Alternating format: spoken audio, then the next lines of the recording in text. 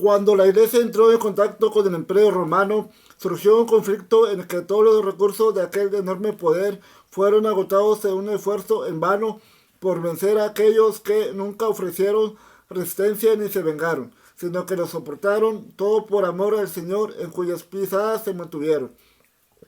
Sin importar cuán divididas tuvieran las iglesias en su teoría práctica, fueron unidas en el sufrimiento y la victoria. Aunque los cristianos eran realmente buenos y leales, su fe les prohibía ofrecer incienso o rendirles honores divinos al emperador o a los ídolos. De modo que los cristianos eran considerados personas desleales al imperio, y a medida que la adoración de ídolos fue formando parte de la vida cotidiana de la gente, así como de su religión, negocios y entretenimiento, los cristianos fueron siendo odiados por separarse del mundo a su alrededor.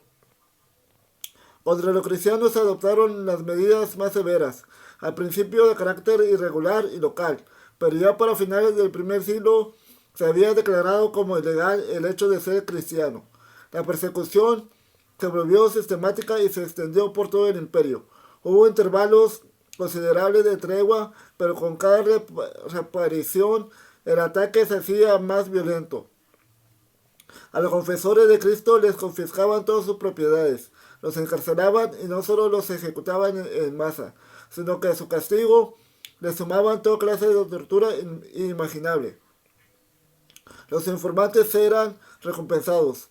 Los que brindaban refugio a los creyentes corrían su misma suerte, y cada pedazo de las escrituras que fuera encontrado era destruido al instante.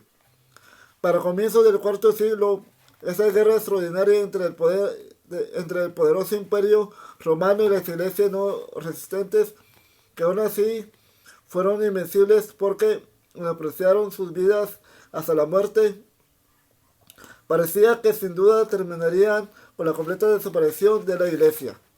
Entonces tuvo lugar un suceso que trajo un fin inesperado a este largo y espantoso conflicto.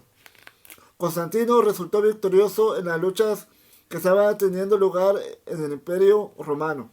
En el año 312 después de Jesucristo obtuvo su victoria decisiva. Entró a Roma e inmediatamente proclamó un edicto que ponía fin a la persecución de los cristianos.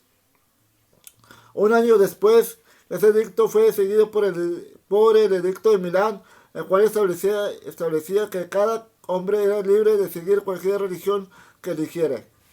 De esa manera el Imperio Romano fue vencido por la devoción al Señor Jesucristo de aquellos que le conocían. Su constancia, paciencia y no resistente había transformado la hostilidad implacable y el odio del mundo romano, primero en compasión y luego en admiración. Al principio las religiones paganas no fueron perseguidas, pero al perder el respaldo del Estado, fueron disminuyendo paulatinamente.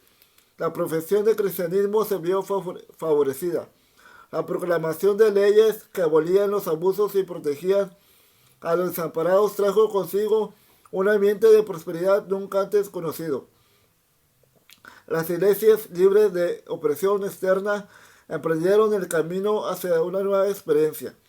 Muchas de ellas habían conservado su sencillez primitiva, pero muchas otras habían sido afectadas por profundos cambios internos en su constitución, los cuales ya hemos notado, y ahora eran muy diferentes de las iglesias neotestamentarias de los días apostólicos. Su entrada a un ámbito de mayores dimensiones mostraría más adelante la consecuencia de estos cambios.